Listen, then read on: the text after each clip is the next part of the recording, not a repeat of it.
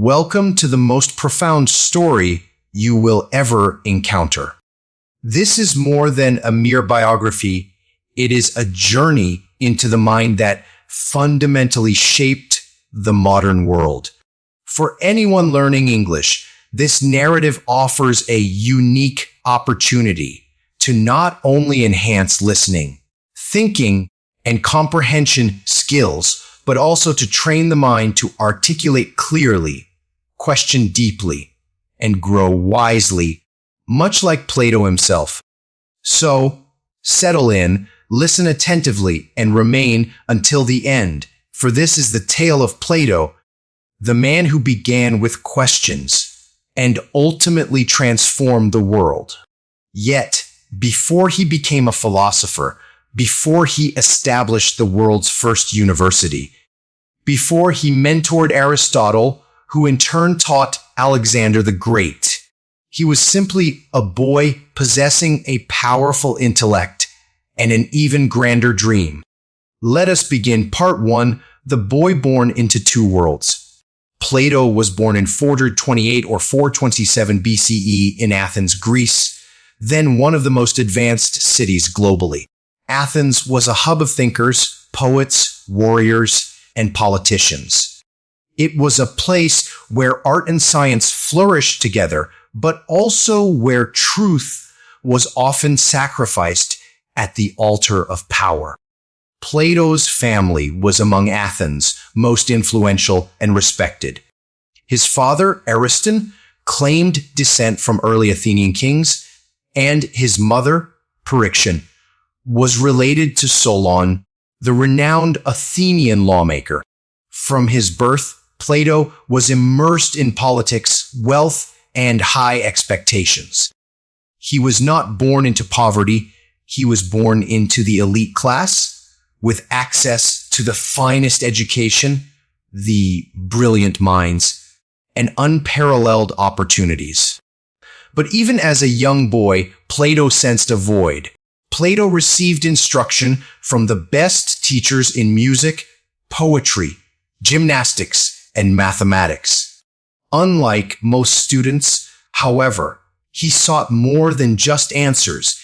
He yearned to understand why those answers were true. While other children memorized lessons, Plato engaged his teachers in debate. When told justice means adhering to the law, Plato would query, but what if the law is unjust? Is justice still just then? He was merely a boy, yet already thinking like a philosopher. His teachers were astonished. He could speak eloquently, compose poetry, and debate complex ideas far beyond his years. In fact, Plato initially aspired to be a playwright or a poet. He wrote poems, plays, and even attempted public competitions. But an event irrevocably altered that dream. During Plato's youth, Athens was not at peace. The city was embroiled in a protracted and brutal conflict with Sparta, known as the Peloponnesian War. This war, lasting 27 years, devastated Athens. Its proud democracy began to crumble. Leaders grew corrupt, fear gripped the populace, justice vanished, and truth became a tool of those in power. Plato witnessed this decay, and it fractured something within him. He began to lose faith in the government, the politicians, and even those presumed to lead with wisdom. He grasped a profound realization: education alone is insufficient. Power alone is insufficient. Humanity requires something deeper. Humanity requires philosophy. That realization would define the remainder of his life. Around the age of 20, Plato encountered the man who would forever change his path, Socrates. Socrates was an eccentric figure in Athens. He walked barefoot, eschewed wealth and appearance, and never committed anything to writing. Yet he was a giant of intellect. He would accost people on the street and pose simple questions. What is justice? What is courage? What is truth? And when they responded, he would continue questioning until they recognized the limits of their own understanding. His aim was not to insult, but to help them perceive that true wisdom begins with acknowledging one's ignorance. Plato was captivated. He followed Socrates everywhere, becoming his student, his friend, his listener, and later, his voice. He saw Socrates not merely as a man, but as a mission to awaken people, to inspire them to think independently. After meeting Socrates, Plato abandoned poetry. He reportedly burned his early works, declaring, "Socrates is the only man who ever made me feel ashamed of my ignorance." He ceased chasing fame and power and instead pursued truth. This marked the beginning of a world-changing shift, not through armies or kings, but through a young man who dared to question everything. Having relinquished his poetic aspirations, Plato became something far more potent, a student of truth. He spent every day with Socrates, not in classrooms or temples, but in the bustling streets. Socrates would enter the marketplace, stop a politician, a teacher, a soldier, and simply ask, "Do you believe you are wise?" The answer was invariably yes. Then Socrates would begin his relentless questioning. Plato would observe in silence, witnessing proud men collapse under the weight of their own ignorance, exposed not by arguments, but by their own confused responses. Plato was not merely absorbing ideas, he was learning the art of thought itself. He began transcribing Socrates' words, not verbatim, but as dialogues, conversations between minds. Unbeknownst to him, he was creating works that the world would read for the next 400 years. But this beautiful period was destined to end in the most agonizing way. In 399 BCE, when Plato was approximately 28 or 29 years old, a dark cloud descended upon Athens.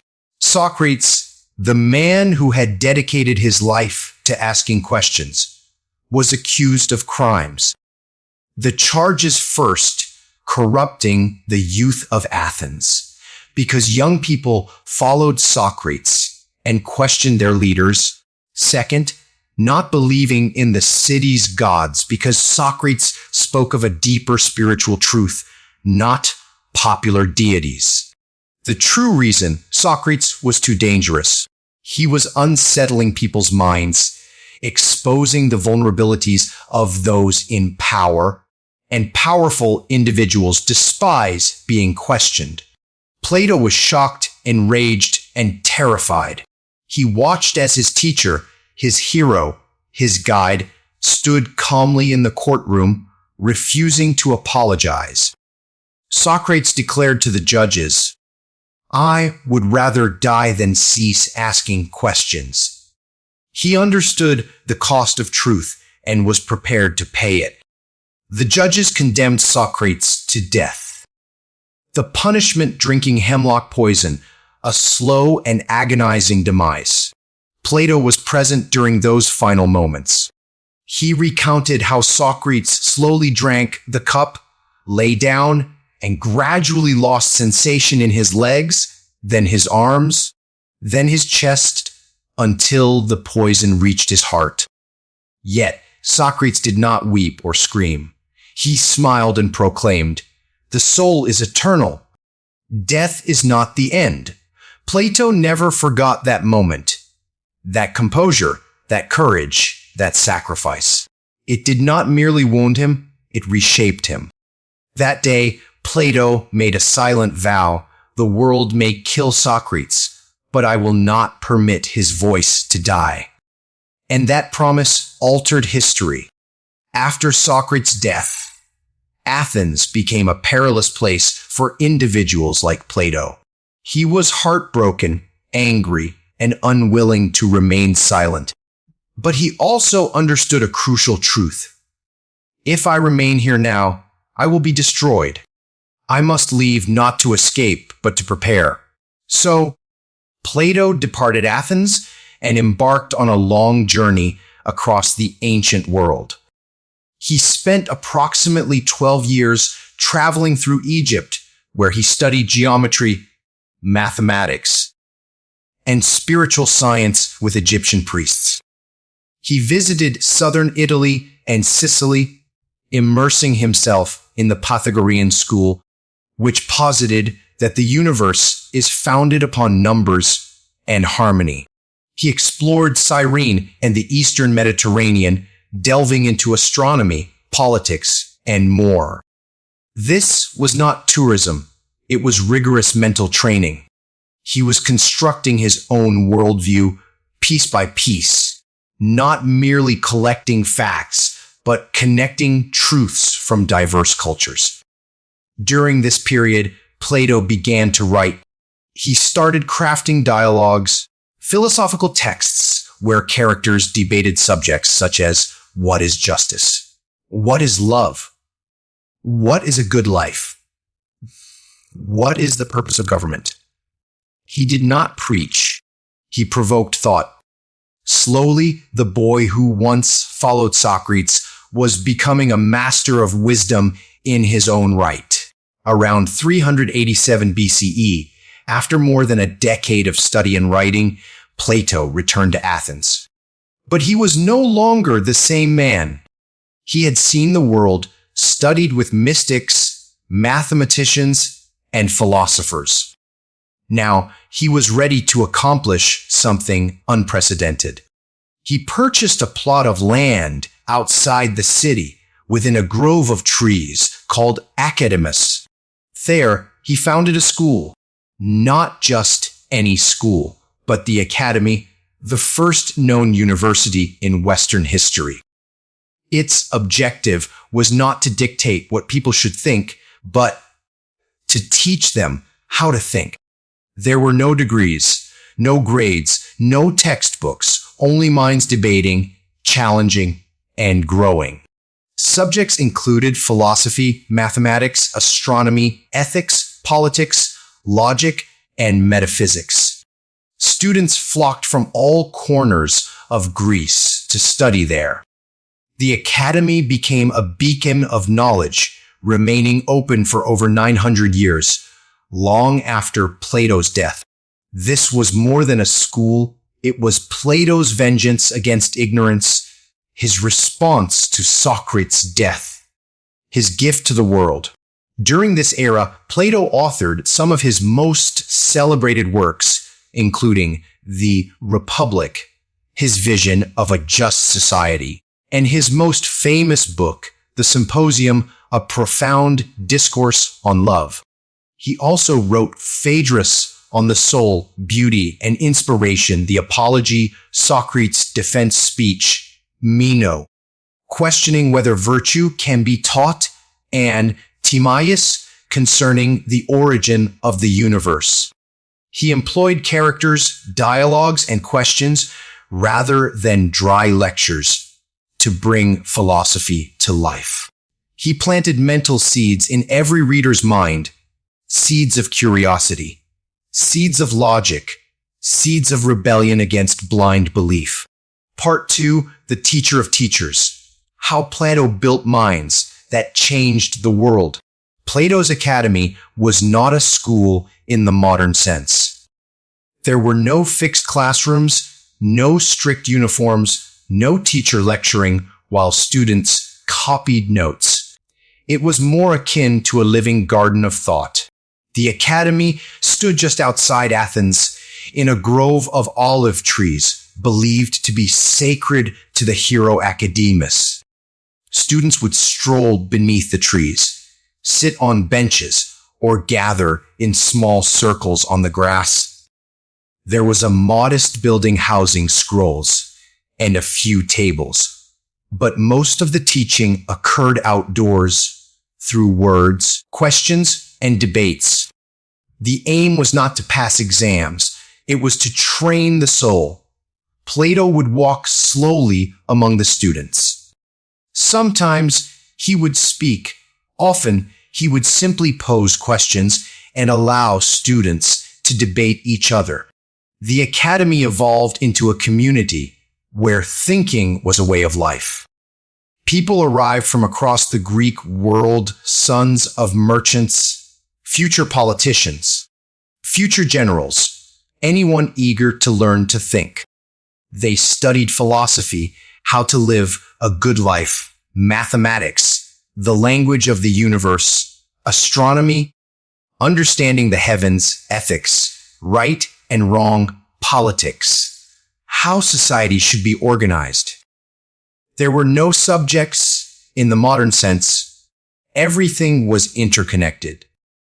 Plato believed that truth is singular, and one must perceive these connections to comprehend it. This was entirely novel in human history. It was the first true university. One day, a 17-year-old boy from northern Greece arrived at the academy. His name was Aristotle. He was sharp, restless, and hungry for knowledge. Having lost his parents young, he was raised by guardians. He hailed from the city of Stagira in Macedon, a place far from Athens, rougher and more practical. Aristotle entered the academy and remained for 20 years, becoming Plato's most brilliant student. Plato recognized something extraordinary in him. Aristotle absorbed everything: ethics, logic, mathematics, biology, politics.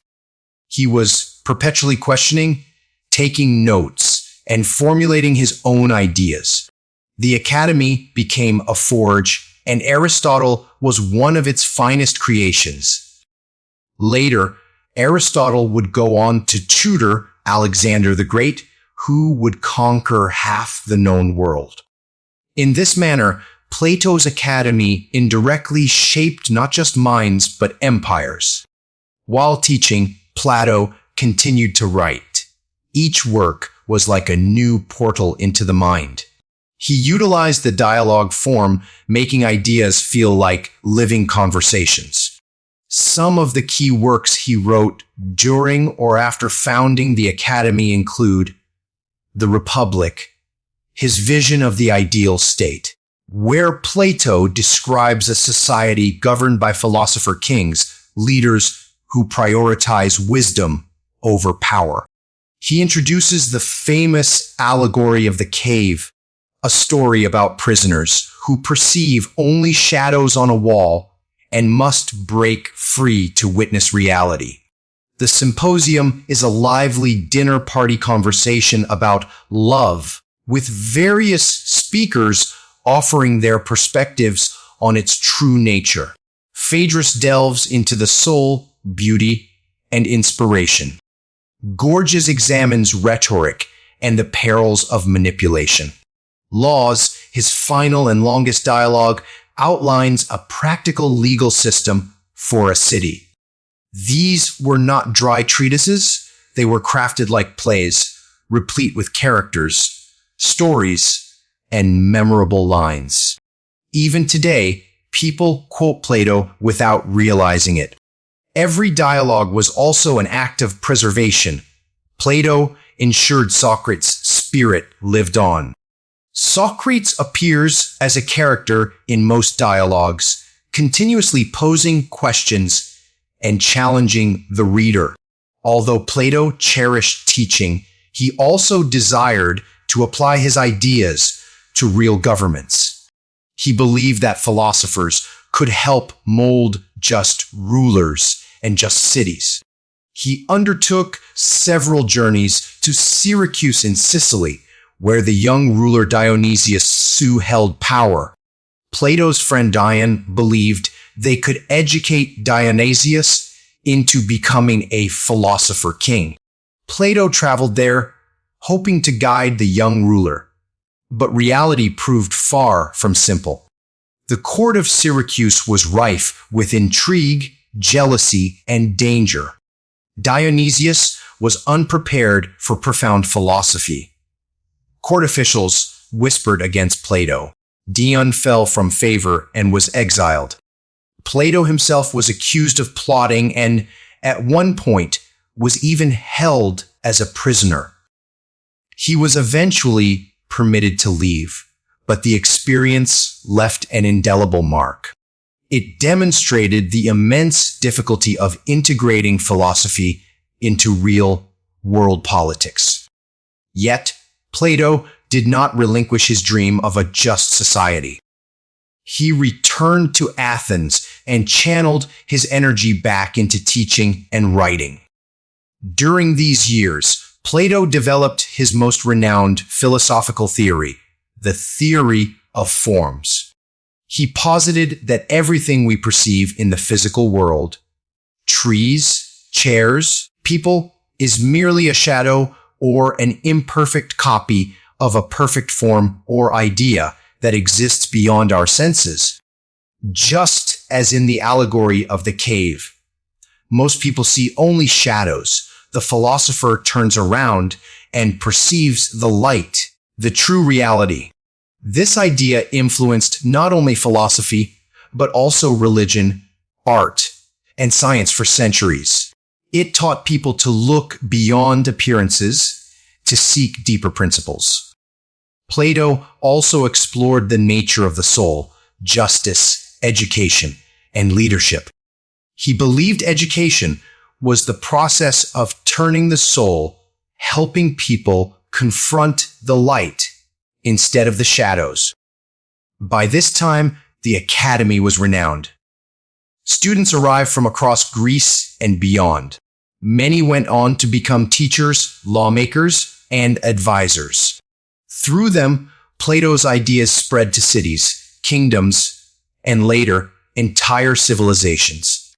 Even though Plato had failed to create a philosopher king in Syracuse, he succeeded in something far greater, creating generations of philosopher citizens. The academy itself endured for centuries, surviving wars and changing rulers.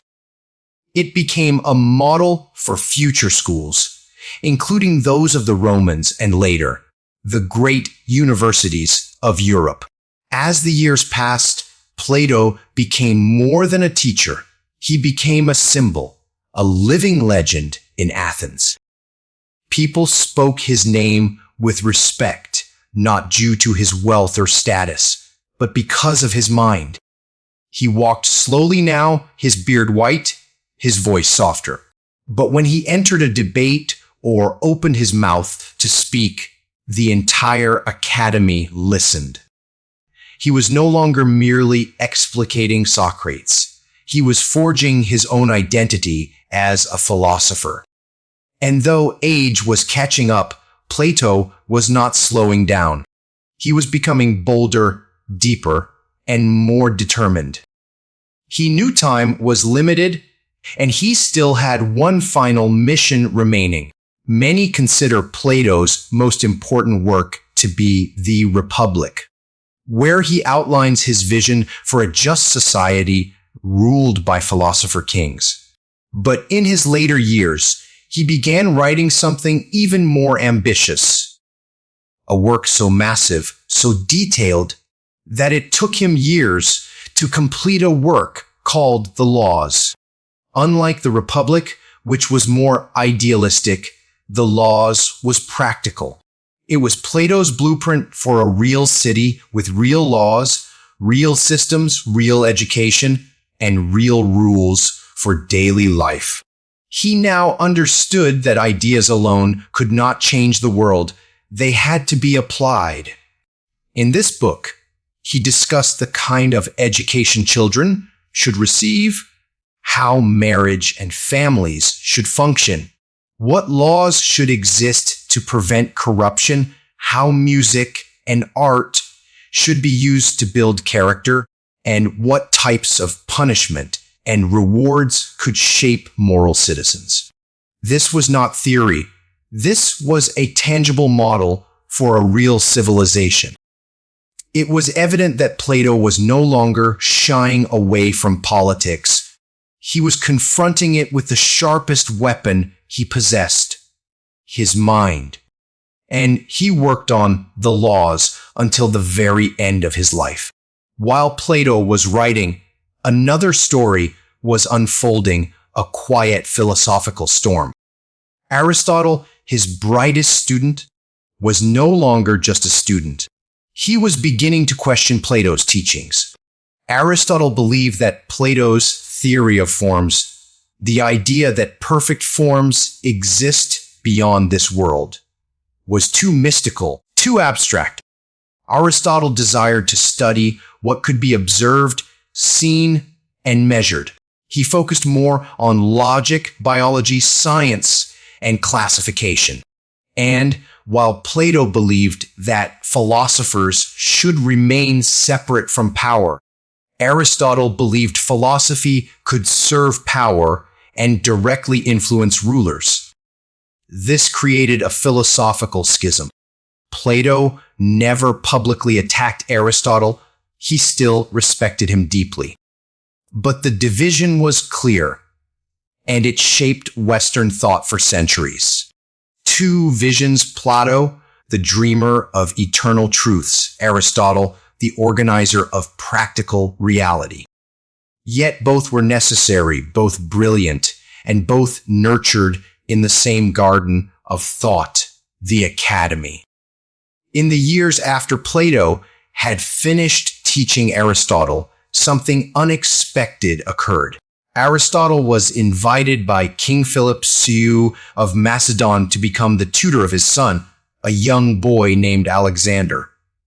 Yes, Alexander the Great. Through Aristotle, Plato's ideas entered the mind of a king, a boy who would go on to conquer Egypt, Persia, and reach India. This is what distinguished Plato. He did not merely write books. He did not merely teach students. He created a chain reaction of minds.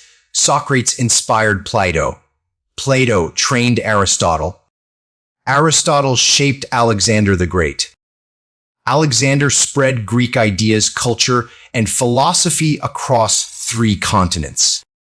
Even though Plato never ruled a city, never commanded an army, never wore a crown, his thoughts traveled further than any soldier could march.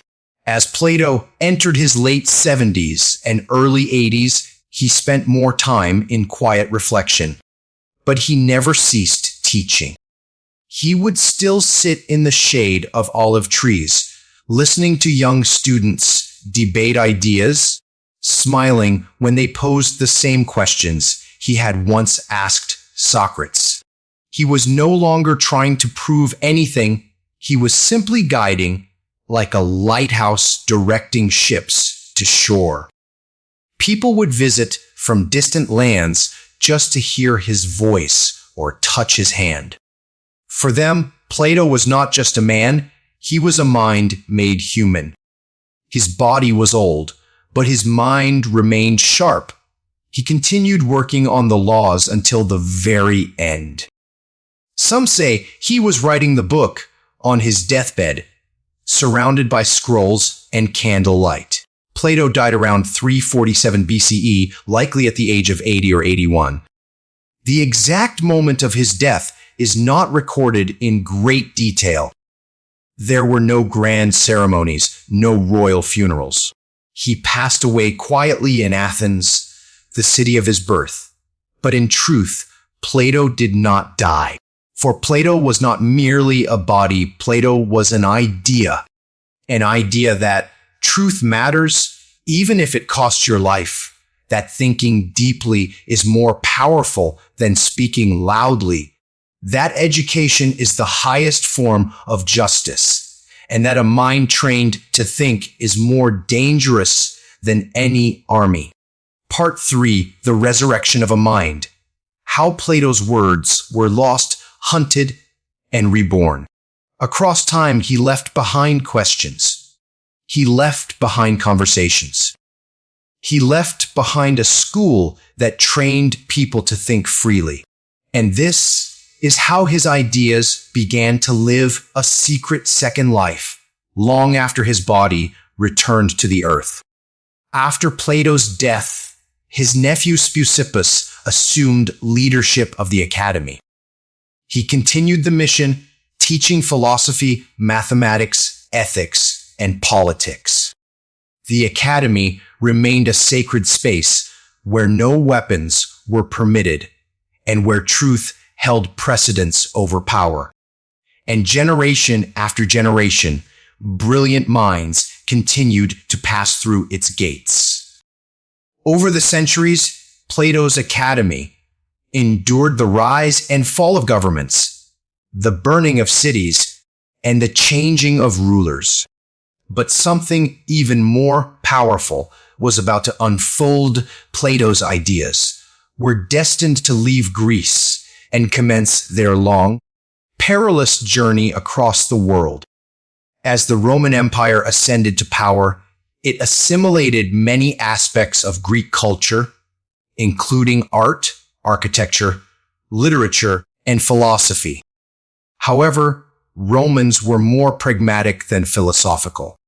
They constructed roads, aqueducts, and armies. They favored action over abstraction. Consequently, Plato's work did not rapidly disseminate in the early Roman world. It was perceived as too abstract, too complex, too Greek. But a few Roman thinkers, such as Cicero, began to read and appreciate Plato's work. They translated portions of his writings and introduced his ideas into Roman schools. Yet the Roman Empire had its limits. When Christianity began to expand, the Roman world underwent transformation, and Plato's ideas had to survive in secrecy. By the 4th century CE, Christianity became the dominant force in the Roman Empire. Now came a significant challenge for Plato's legacy. Many Christian leaders viewed Greek philosophy as dangerous, something that questioned faith, God, and obedience. Books were burned. Schools were closed. In 529 CE, Emperor Justinian officially closed Plato's academy after 900 years of continuous teaching. It was a tragedy. The last students were instructed to leave. Some fled to Persia. Some vanished. Many lost their homes. It appeared Plato was finally gone. But truth cannot be so easily extinguished. In fact, something surprising was occurring behind the scenes. Even though Plato's academy was destroyed, many of his dialogues had already been copied by hand. These scrolls, delicate, written in ink on parchment or papyrus, were carried by monks, hidden in monasteries, preserved in dark libraries, or even buried underground. Some copies were taken to Byzantium, modern-day Istanbul. Others were carried to the Islamic world, where scholars translated them into Arabic. Indeed, during the Islamic Golden Age, 8th to 12th centuries, Muslim philosophers profoundly studied Plato's works. In places like Baghdad, Cairo, and Cordoba, thinkers such as Al-Farabi, Avicenna, and Averroes explored Plato's ideas alongside Aristotle's. Plato's writings were translated, discussed, and even challenged in the Middle East, while Europe remained in the Dark Ages. This is how Plato's spirit survived, through the pens of Arabic scholars in lands far from Athens. Fast forward to the 15th century, Europe was awakening. Artists, scientists, writers, they began to look back to ancient texts for inspiration. This was the era of Leonardo da Vinci, Michelangelo, and Galileo. And remarkably, they rediscovered Plato. Thanks to preserved Arabic translations and a few remaining Greek copies, Plato's dialogues began to return to Europe, now printed with the invention of the printing press. One man in particular, Marsilio Ficino, a Catholic priest and philosopher in Italy, translated Plato's works into Latin. He opened the Platonic Academy in Florence, Italy, inspired by the original. Plato was back. But now he was not just a philosopher, he was a source of light in a world that had forgotten how to think. Plato's return during the Renaissance helped ignite a fire across Europe. Artists began to study beauty and form through his ideas. Scientists utilized Plato's belief in abstract truth to guide their experiments. Political thinkers rid the Republic and envisioned better societies. Plato's idea of truth beyond appearances helped people begin questioning kings, priests, and old beliefs. Even though he lived over 800 years earlier, Plato became a revolutionary. He became the silent partner of Copernicus, Descartes, Newton, and later Einstein, because all of them believed what Plato believed. There is more to reality than what we see. Look deeper. Ask better questions. In the 17th and 18th centuries, Europe entered the Enlightenment, an era of reason, science, and political revolution. Philosophers like Kant, Hegel, and Rousseau read Plato. They used his ideas to rethink government, freedom, morality, and justice. Even Karl Marx, the father of communism, studied Plato's Republic when contemplating an ideal society. And in the modern era, professors, psychologists, teachers, and spiritual thinkers continue to return to Plato again and again to find answers to life's most challenging questions. Why? Because Plato was not a man of answers, he was a man of questions. And the world never exhausts its supply of questions. How many works of Plato survive today? Today, we possess over 25 full dialogues written by Plato. Most are preserved completely. Some may be lost forever. Some famous ones include the Republic, the Apology, the Symposium, Phaedrus, Meno, Phaedo, Timaeus, and the Laws, his last and longest work. They are taught in over 90 countries, in hundreds of universities, in over 40 languages, and are freely available online. They constitute a part of humanity's greatest library. Part 4, The Eternal Flame. Why Plato will never die. Who was Plato? Truly, he never ruled an empire. He never led an army. He never wrote poetry for fame or engaged in politics for power. He did not believe in speaking to win. He believed in speaking to awaken people. He was not a prophet, not a warrior, not a king. But Plato was something even rarer. He was a man who chose truth above all else. From the moment he met Socrates, he exchanged comfort for questions.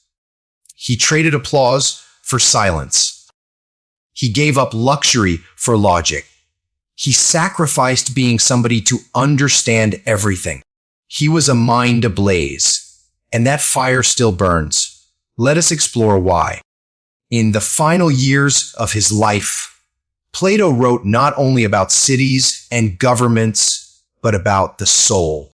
He believed something that astonished many in his time, that the soul is eternal, that death is not the end, that our bodies are merely temporary vehicles, and that true knowledge arises from remembering what the soul already knows. This was revolutionary. Most people at the time viewed death as a definitive end. Plato saw it as a return, a homecoming. In the Phaedo, he describes Socrates' final moments, and through Socrates, Plato imparts this truth. The soul is like a bird trapped in a cage. Death is not loss, it is freedom. In another dialogue, the Symposium, he discusses love not merely as attraction, between individuals, but as a spiritual ladder. At its base is physical attraction, followed by love of the mind, then love of beauty itself, and finally, love of truth. In Plato's world, real love is the desire to unite with eternal truth. He believed love was the engine of growth, and the soul was the traveler. You may not realize it, but Plato is omnipresent. When you ask, what is real? You are thinking like Plato. When you say, I want to understand myself, you are following his path. When a teacher asks a student a question to stimulate thought, that is the Socratic method preserved by Plato. He is in our schools, our science, our psychology, our ethics, our spirituality, and even in our films and stories. Have you seen movies like The Matrix, Inception, Interstellar? All of them inquire, what is real? What is illusion? What is the soul? That is Plato's voice echoing through time. He taught us not what to think, but how to think. And that gift continues to grow. Whether you are rich or poor, young or old, an English beginner or an advanced learner, Plato offers 7 eternal lessons. 1. Learn to be a follower before you attempt to be a master. Plato did not become a master philosopher overnight. First, he was a silent listener. He sat at Socrates' feet. He observed, listened, and absorbed for years. He did not interrupt. He did not feign intelligence. He followed with humility. And only after mastering how to follow did he build the academy, write the republic, and become one of history's greatest minds. Lesson: do not rush to lead. Learn, observe, absorb, and when the time is right, you will not need to shout. Your wisdom will speak for itself. 2. Be content with the title, but obsessed with the work. Plato was never fixated on fame or recognition. He never sought to be a celebrity. He never even bestowed upon himself the title of philosopher. Others called him that because of the work he did. He taught daily. He wrote. He questioned. But he did not chase applause. Lesson: be content with a simple title: student, writer, teacher, creator. What matters is what you do, not what people call you. 3. Be the architect of your own happiness. Plato believed the soul must be trained. He taught that true happiness does not emanate from external sources. It originates from inner balance. He stated, the man who makes everything that leads to happiness depend upon himself has adopted the very best plan for living happily. In today's world, we often blame people, jobs, money, or society. Plato tells us, stop blaming. Your soul possesses power. Your happiness is your responsibility, your charge.